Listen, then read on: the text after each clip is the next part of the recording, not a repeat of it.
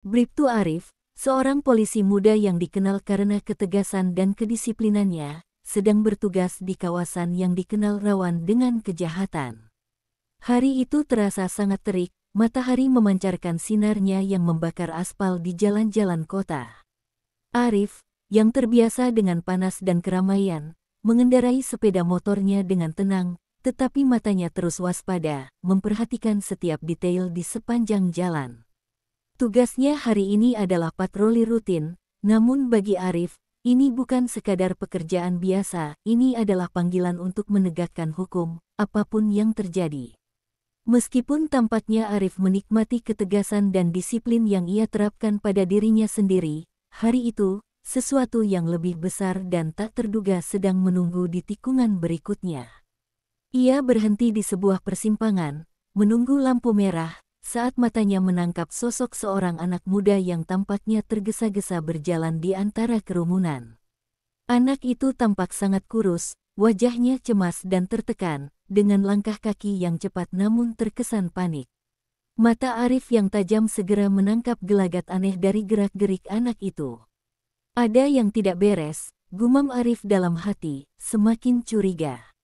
Dengan keterampilan yang sudah terasah selama bertahun-tahun, Arif melaju perlahan mengikuti anak itu, menempatkan dirinya beberapa meter di belakangnya. Arif memerhatikan dengan seksama, dan tiba-tiba, di depan sebuah toko roti kecil yang sudah setengah tutup, anak itu berhenti. Tak ada yang menyadari gerakannya yang cepat dan diam-diam, selain Arif. Anak itu dengan hati-hati melihat ke kanan dan kiri, memastikan tidak ada yang mengawasi, kemudian dengan cepat meraih sepotong roti dari rak yang terlihat kosong. Itu hanya sebuah roti, namun bagi Arif yang sudah terbiasa dengan ketegasan dan disiplin, itu adalah pencurian. "Berhenti!" teriak Arif, suaranya keras dan penuh perintah. Anak itu terkejut, roti yang baru saja ia ambil hampir jatuh dari tangannya. Wajahnya memucat, tubuhnya terhenti sejenak sebelum akhirnya ia berbalik, dengan tatapan bingung dan ketakutan. "Apa yang kamu lakukan? Kenapa mencuri roti?" tanya Arif dengan suara yang mengandung kemarahan yang tak bisa ditutupi. Anak itu, dengan tubuh gemetar, menggenggam roti itu erat-erat, seakan itu adalah satu-satunya hal yang bisa memberinya kekuatan.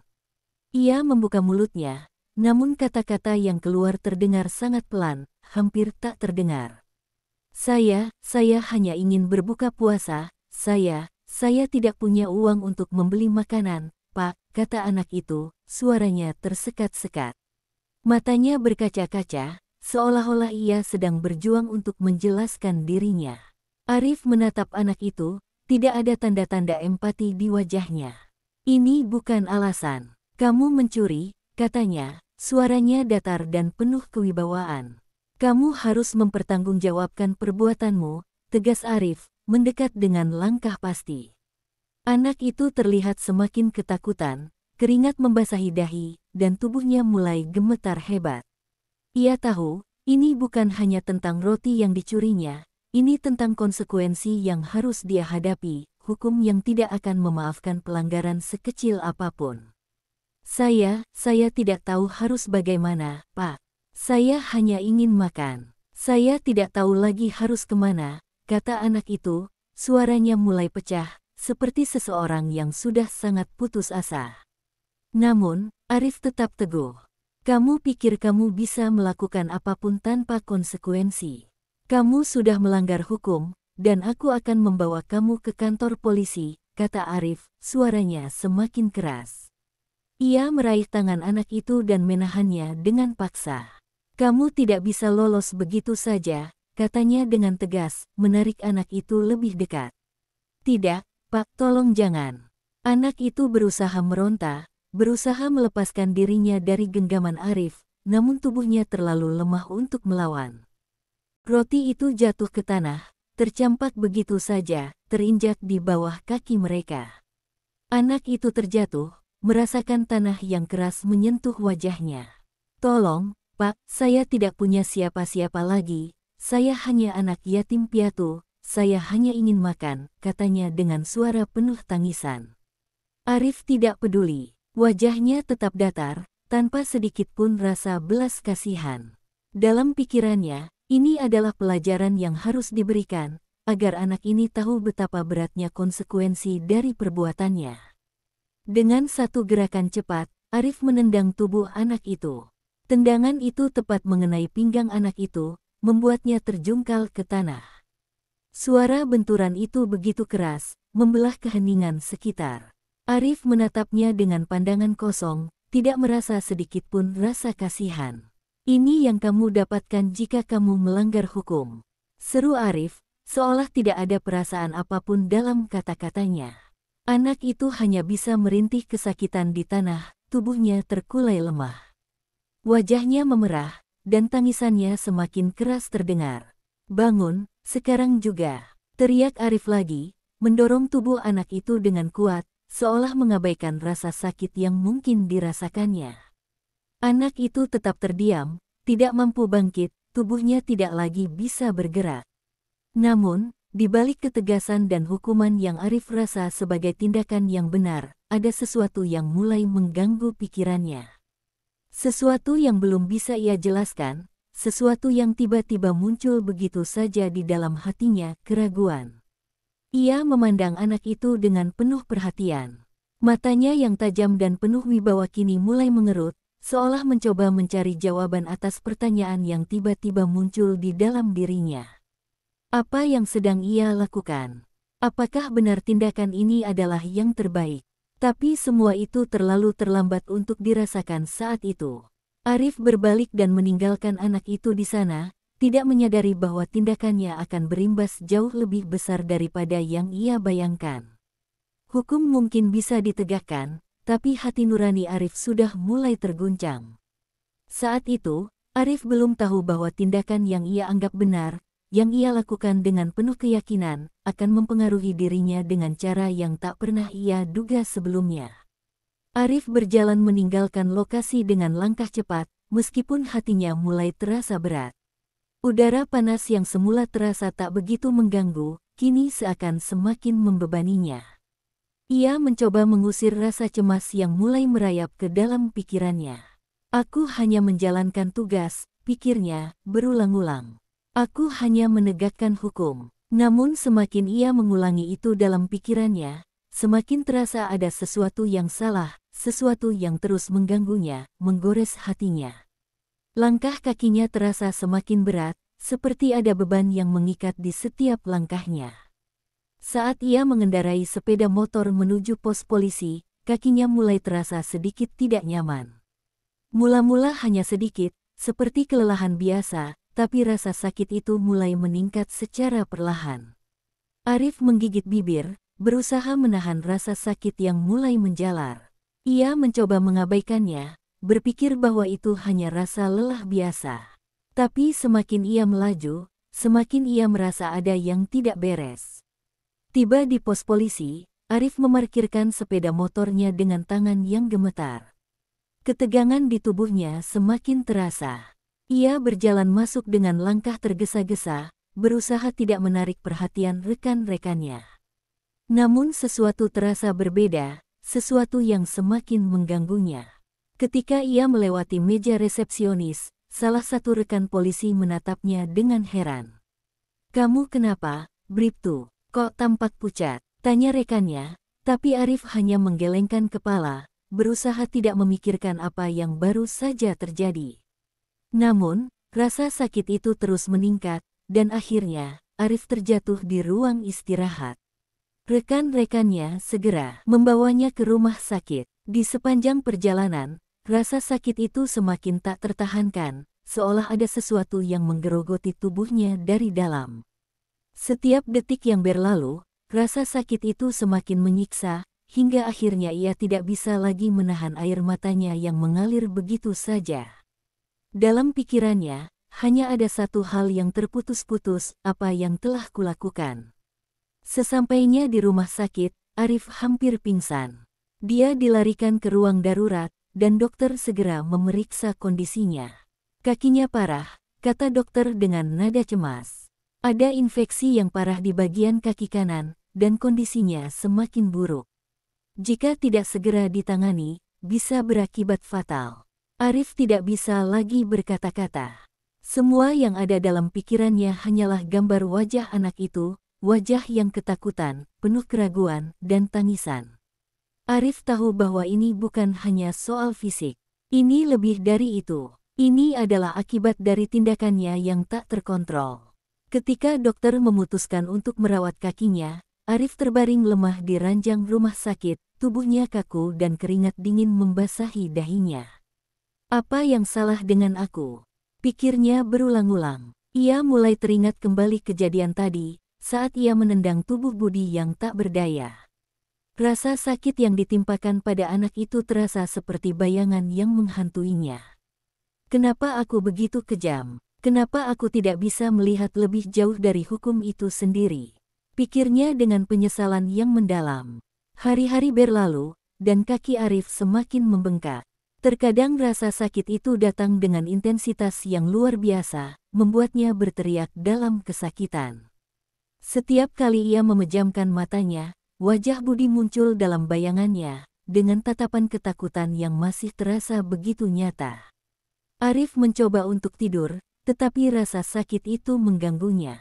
Saat dia bangun tengah malam, tubuhnya diliputi rasa cemas yang tak bisa hilang. Dalam keheningan malam, ia bertanya-tanya, apakah ini hukum yang adil? Apakah ini cara yang benar untuk menegakkan keadilan? Di ruang rumah sakit yang hening, Arif merasa sangat kesepian. Semua yang ia lakukan, semua yang ia anggap benar selama ini, kini terasa kosong. Hukum memang perlu ditegakkan, tapi apakah tidak ada tempat bagi rasa belas kasihan di dalamnya? Apa gunanya keadilan jika tidak mempertimbangkan kemanusiaan? Arif merasa seolah-olah dirinya telah melakukan sesuatu yang jauh lebih besar dari sekadar menghukum seorang anak yang mencuri roti. Pikiran-pikiran itu semakin menggerogoti Arif. Setiap kali ia mencoba untuk tidur, wajah Budi terus menghantui, suara tangisannya terus terdengar di telinganya. Apa yang harus aku lakukan? Pikirnya dengan penuh kebingungan. Ia ingin meminta maaf, namun ia tahu bahwa itu tidak akan mengubah apa yang telah terjadi.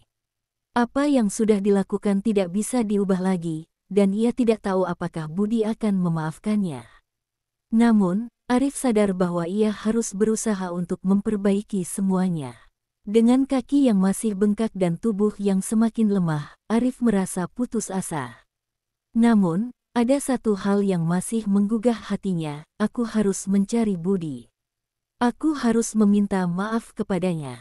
Namun, meskipun niat itu ada, rasa takut dan rasa malu mulai menguasai dirinya.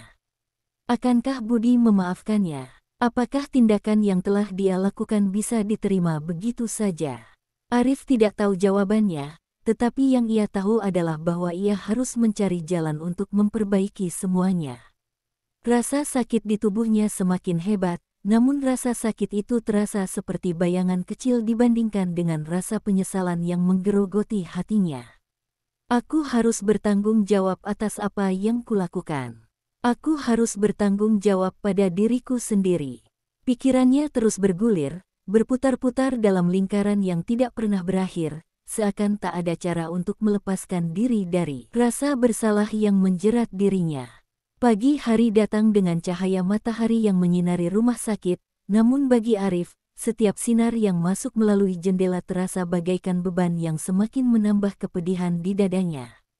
Ia terbangun dengan tubuh yang kaku, dan meskipun perawatan medis telah diberikan, rasa sakit yang tak tertahankan di kakinya tetap ada, membakar setiap inci tubuhnya. Namun, rasa sakit fisik itu kini seolah tak berarti lagi dibandingkan dengan rasa penyesalan yang menggerogoti hatinya. Wajah Budi terus menghantui pikirannya, matanya yang ketakutan, dan kata-kata memelas yang terus bergema di telinganya. Pak, saya hanya ingin berbuka puasa, saya tidak punya uang untuk membeli makanan, suara anak itu terus terngiang di benak Arif. Setiap kali ia memejamkan mata, gambaran Budi yang jatuh setelah ia menendangnya, tubuh yang terkulai lemah di tanah, semakin menghancurkan hati Arif. Penyesalan itu terus merasuk lebih dalam, seolah mengubur dirinya dalam lautan rasa bersalah yang tak bisa ia hindari. Dalam kepedihan yang begitu mendalam itu, Arif merasa seolah-olah dirinya tak layak disebut sebagai polisi lagi. Di tengah malam yang sepi, Arif terbangun lagi. Tubuhnya berpeluh dingin, dan rasa sakit di kakinya membuatnya terjaga dari tidurnya. Namun, kali ini ada sesuatu yang berbeda. Ia tidak bisa lagi menutup matanya. Ia tahu bahwa ia harus mencari Budi. Tidak peduli betapa sulitnya, Arif tahu bahwa ia tidak bisa melarikan diri dari kesalahan ini. Ia harus bertanggung jawab dan mencari cara untuk memperbaiki kesalahannya. Arif memutuskan untuk menghubungi rekan-rekannya di kepolisian, memberitahukan mereka bahwa ia ingin mencari Budi untuk meminta maaf. Rekan-rekan, saya tahu saya telah melakukan kesalahan besar. Saya ingin bertemu dengan anak itu dan meminta maaf. Saya tidak bisa menahan penyesalan ini lebih lama, katanya dengan suara yang penuh penyesalan. Rekannya yang mendengar pun hanya bisa terdiam sejenak, tetapi mereka mengerti bahwa Arif sedang berjuang dengan rasa bersalah yang begitu mendalam. Dengan bantuan rekannya, Arif akhirnya mendapat informasi tentang keberadaan Budi. Anak itu tinggal bersama neneknya di sebuah rumah sederhana di pinggiran kota. Meskipun kakinya masih bengkak dan tubuhnya lemah, Arif bersikeras untuk menemui Budi. Ia tak bisa membiarkan rasa bersalah itu terus menghantui hidupnya. Saya harus pergi. Saya harus bertemu dengan Budi, tekad Arif dalam hati. Perjalanan menuju rumah Budi terasa sangat lama.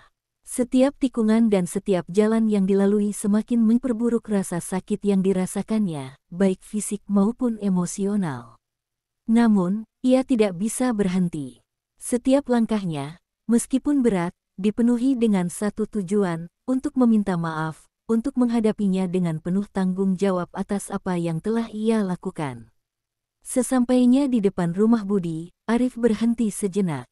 Ia merasakan jantungnya berdebar kencang. Tidak hanya karena rasa sakit yang masih ada di kakinya, tetapi juga karena ketidakpastian. Apakah Budi akan menerima permintaan maafku? Pikirnya. Ia mengetuk pintu dengan perlahan. Tangan Arif gemetar saat ia menunggu pintu terbuka. Beberapa detik yang terasa begitu lama akhirnya berlalu, dan pintu terbuka perlahan. Nenek Budi berdiri di hadapannya dengan mata yang sedikit terkejut. Saya ingin bertemu dengan Budi, kata Arif dengan suara serak. Nenek itu memandangnya dalam diam, sejenak. Budi, dia tidak ingin bertemu siapapun, apalagi polisi, ujar nenek itu dengan nada lembut namun tegas. Arif merasakan beban berat di dadanya. Saya tahu saya telah membuat kesalahan besar, Bu. Saya menendangnya tanpa berpikir panjang. Saya ingin meminta maaf. Ini bukan hanya tentang hukum, ini tentang kemanusiaan. Saya tidak tahu apa yang telah saya lakukan. Tapi saya ingin memperbaikinya. Nenek Budi menatap Arif dalam diam, wajahnya penuh kerutan, seolah memikirkan sesuatu. Budi, dia anak yang baik, meskipun sering kali kesulitan. Tapi setelah kejadian itu, dia menjadi lebih tertutup. Saya takut dia tidak akan bisa memaafkanmu. Arif menggigit bibirnya, mencoba menahan air mata yang mulai mengalir. Saya tidak menginginkan apapun selain maaf darinya. Jika saya bisa memperbaikinya, saya akan melakukannya. Saya tahu apa yang saya lakukan salah, dan saya ingin bertanggung jawab atasnya. Nenek itu memandang Arif dengan tatapan yang lebih lembut, lalu mengangguk pelan. Masuklah, katanya, membuka pintu lebar-lebar, memberikan kesempatan pada Arif untuk bertemu dengan Budi. Di dalam rumah kecil yang sederhana itu, Arif melihat Budi sedang duduk di sudut ruangan. Wajahnya masih tampak pucat, namun kali ini ada rasa keteguhan yang berbeda di matanya. Ketika Budi melihat Arif masuk, ia hanya menundukkan kepala. Arif merasa jantungnya hampir berhenti berdetak. Bagaimana ia harus memulai? Apa yang harus ia katakan? Dengan langkah hati-hati, Arif mendekati Budi. Budi, saya tahu apa yang saya lakukan tidak bisa dimaafkan begitu saja. Tapi izinkan saya meminta maaf. Saya tidak tahu kenapa saya bisa sekejam itu padamu. Saya terlalu fokus pada hukum dan melupakan kemanusiaan. Saya menendangmu tanpa berpikir dua kali, dan itu adalah kesalahan besar. Budi tetap diam, tetapi Arif bisa melihat air mata di ujung mata anak itu. Saya memaafkanmu, Pak, kata Budi akhirnya, suaranya sangat pelan namun penuh makna. Saya tahu kamu hanya menjalankan tugasmu. Tapi, saya berharap kamu tidak melupakan rasa kasih sayang, walaupun dalam menjalankan tugas. Tiba-tiba, sesuatu yang luar biasa terjadi. Kaki Arif yang selama ini membengkak dan sangat sakit, mulai terasa lebih ringan. Bengkak di kakinya berangsur-angsur berkurang, dan rasa sakit itu perlahan menghilang. Arif tertegun, tidak percaya dengan apa yang terjadi. Ia memandang kakinya, yang kini sudah jauh lebih baik. Seperti keajaiban, rasa sakit itu benar-benar hilang. Budi menatap Arif dengan senyuman kecil, yang mengisyaratkan bahwa meskipun ia telah mengalami kesulitan, ia masih mampu untuk memaafkan. Terima kasih, Pak. Semoga apa yang kamu lakukan bisa mengajarkan kita semua untuk lebih baik lagi. Arif merasa lega, seakan beban yang selama ini ia bawa menghilang begitu saja. Ia tahu, penyesalan memang tak bisa mengubah masa lalu, tetapi keinginan untuk memperbaiki diri adalah langkah pertama menuju perubahan yang lebih baik. Hari itu, Arif belajar bahwa keadilan bukan hanya soal menegakkan hukum, tetapi juga tentang belas kasih yang tulus. Arif terdiam beberapa detik, masih meresapi kata-kata Budi. Sesuatu yang baru saja terjadi di antara mereka, perubahan yang tak terjelaskan namun sangat kuat, membuat Arif merasa seolah dunia ini baru saja mengajarkan pelajaran berharga tentang kehidupan yang lebih dalam. Budi, seorang anak yatim yang selama ini hidup dalam kesulitan, mampu memberikan maaf dengan tulus, sementara ia sendiri, seorang polisi yang terlatih untuk menegakkan hukum, baru saja menyadari bahwa hukum tanpa empati hanyalah sebuah aturan yang kosong. Kedua pria itu duduk dalam keheningan yang penuh makna. Tak ada kata-kata yang perlu diucapkan lebih lanjut, karena keduanya tahu bahwa momen ini adalah titik balik dalam hidup mereka. Arif merasakan beban di hatinya perlahan menghilang, seperti ada sesuatu yang membersihkan ruang kosong di dalam dirinya, memberi ruang bagi perasaan yang lebih manusiawi dan penuh kasih sayang. Terima kasih, Budi, kata Arif, suaranya terdengar lebih lembut dari sebelumnya. Ia menatap anak itu dengan mata yang penuh rasa syukur. Kamu telah mengajarkan saya lebih banyak daripada yang saya pelajari selama ini di kepolisian. Budi hanya tersenyum kecil. Saya hanya berusaha untuk memaafkan, Pak. Saya tahu kita semua punya kesalahan, tapi yang penting adalah bagaimana kita memperbaikinya, jawabnya dengan penuh kebijaksanaan, meskipun usianya masih sangat muda.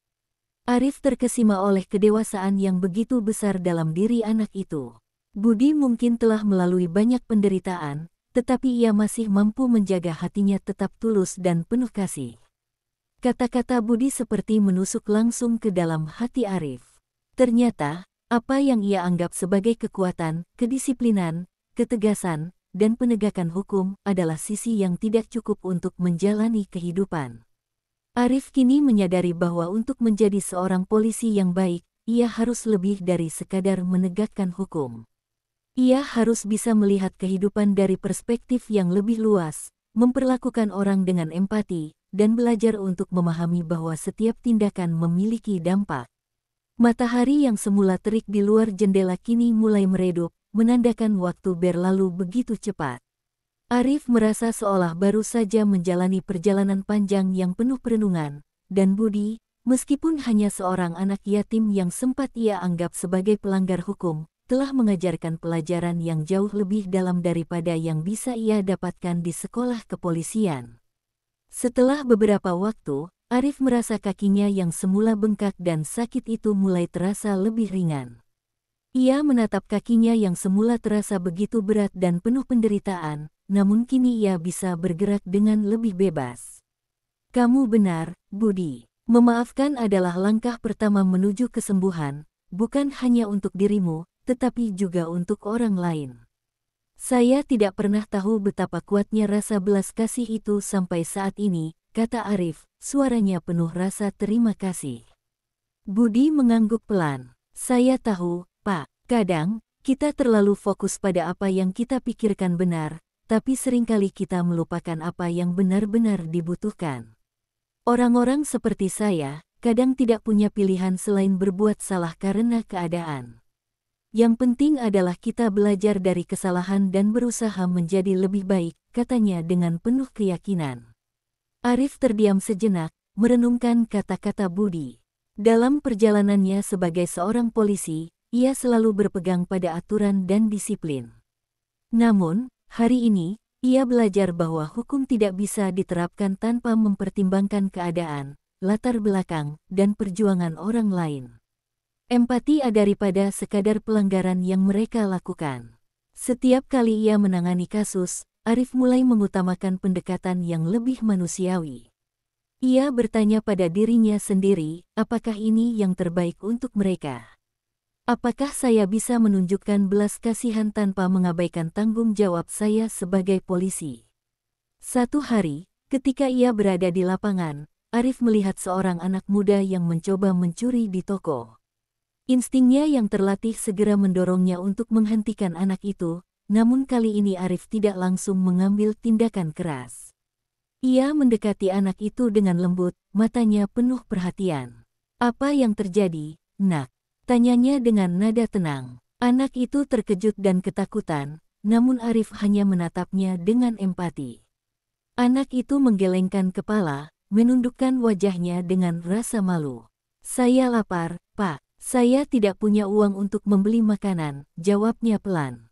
Arif merasa hatinya tersentuh. Tanpa ragu, ia mengeluarkan beberapa lembar uang dari dompetnya dan memberikannya kepada anak itu. "Ini untuk kamu beli makan. Tapi ingat, jangan pernah lagi mencuri. Ada cara lain untuk bertahan hidup tanpa merugikan orang lain," kata Arif dengan bijak. Anak itu terkejut, dan matanya mulai berkaca-kaca. "Terima kasih, Pak," ujarnya, suaranya penuh haru.